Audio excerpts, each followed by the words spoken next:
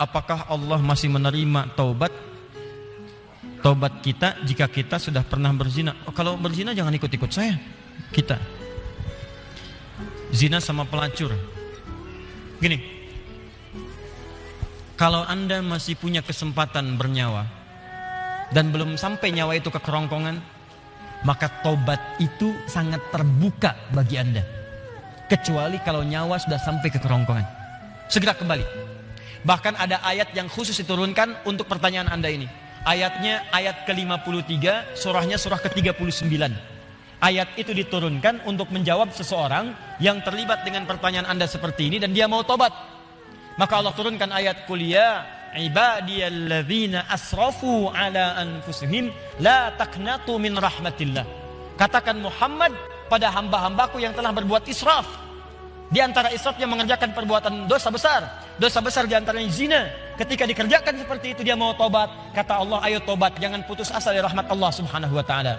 Kenapa ada kalimat jangan putus asa? Karena orang kalau berbuat dosa besar, setannya lebih mudah menjerumuskan dia. Karena akan dibuat kalimat-kalimat dalam dirinya seakan-akan mencegah dia untuk bertobat. Sudah, dosa kamu berbuat sudah begitu besar, gak ada kesempatan untuk bertobat lagi. Sudah, kamu sudah terlanjur basah, berenang sekalian, tinggalkan perbuatan yang ini. Kamu medannya di sini, kamu dunianya di sini. Kata Allah, itu semua tidak benar. Saya itu adalah Tuhan rahmat, bukan Tuhan ghadab. Rahmat saya melebihi ghadab yang ada dalam diri saya. Maka rahmat itu manfaatkan. Tobat. Ayo tobat. Saya katakan, jangankan Anda, pelacurnya pun. Maaf ya, duhai perempuan-perempuan dimanapun Anda berada, yang terjebak dalam pengaruh setan untuk menjajakkan dirinya, sehingga disebut dengan pelacur. Maaf, saya tidak ingin memperindah bahasa ini. Saya tegaskan pada Anda ya, kalau maksiat itu istilahnya jangan dibikin sopan.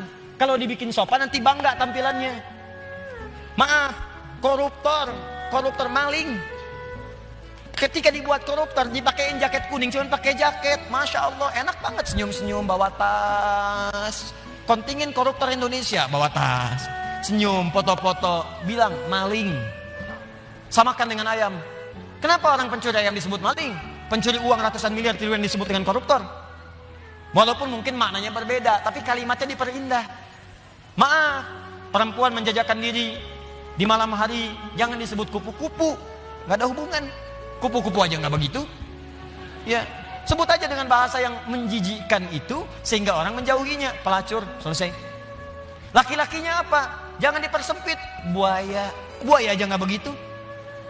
Udah sebut aja misalnya pria jahat, pria buruk, pria pezina, selesai. Tuh pria pezina tuh, bukan itu hidung belang, hidungnya sama, nggak belang dia. Katakan pezina. Begitu disebut pezina, dia akan menjauhi perbuatan itu. Ayo tempat-tempat zina, sebut aja begitu. Ya, jangan disebut dengan kalimat-kalimat yang indah. Begitu disebut dengan kalimat yang indah, seakan-akan perbuatan itu menjadi baik. Teruskan. Pernah dengar tentang hadis ini? Seorang pelacur memberikan air, minuman kepada seekor anjing. Ketika diberikan itu tiba-tiba keluar firman-Nya, dengan segala keikhlasannya dia masuk ke dalam surga. Pernah dengar hadis itu? Jangan salah baca. Kalau salah baca nanti, jadi pelacur aja bisa masuk surga. Cukup cari anjing aja, anjing kasih minum surga. Kalau seperti itu enak banget. Bukan, cara bacanya adalah ketika dia memberi minuman itu, dia sadar dengan dirinya. Ini anjing aja hewan najis, disebut najis, keadaannya terhina, diberikan minuman, tiba-tiba dia bisa berubah, beraktivitas dengan cara yang baik. Saya manusia, bukan hewan. Walaupun saya melakukan perbuatan hina, kenapa saya tidak berubah seperti anjing ini punya energi? Dalam bahasa syariat, wahyu itu disebut dengan tuntunan air. Allah menurunkan air dari langit, membuat tanaman yang kering, tanah yang kering menjadi gembur kembali. Allah menurunkan wahyu-wahyu dari langit, ajaran-ajaran, membuat hati yang kering menjadi subur kembali untuk melakukan perbuatan-perbuatan baik. Sadar dia dengan perbuatan itu, bertobat dirinya. Taubat itu yang menggugurkan dosanya, berubah jadi beramal soleh. Amal solehnya yang menjadikan dia terjamin surga di sisi Allah Subhanahu wa taala. Pelacur, tobat, masuk surga. Pembunuh 100 orang, tobat, masuk surga. Maka saya ajak orang yang pernah berbuat perbuatan semacam ini, ayo tobat. Ada kesempatan. Dan jangan ditampakkan. Maksiat yang tampak hanya mengundang bencana. Ini sekarang ini sudah banyak nih. Saya perhatikan orang bangga berbuat maksiat. Awas, hati-hati. Homoseksual, lesbian, LGBT, macam-macam sudah bangga bikin kontes, bikin macam-macam, ngundang musibah tuh. ngundang musibah. Dan kita doakan, kita ajak mereka dakwahi dengan lembut supaya meninggalkan perbuatan-perbuatannya. Doakan Pak, dalam malam kesempatan hari doa, istighfar. Karena istighfar itu diantaranya bisa menahan murka Allah Subhanahu Wa Taala. Wa ma kana Allahu liyu'adzibahum wa anta fihim. Muhammad, sepanjang kamu hidup mereka tidak akan pernah saya azab. Kalimatnya fiil. Tapi ketika nabinya meninggal, wa ma kana Allahu mu'adzibahum wa hum yastaghfirun. Kenapa yang pertama kata kerja, yang kedua kata benda? Pertama kata kerja karena di zaman Nabi setelah masuk Islam jarang orang berbuat maksiat. Setelah nabinya meninggal berubah jadi kata benda, orangnya banyak bermaksiat. Tapi kenapa azab ditahan oleh Allah? Ada kalimat di ujungnya wahum yastaghfirun, karena ada orang-orang yang masih istighfar kepada Allah Subhanahu Wa Taala.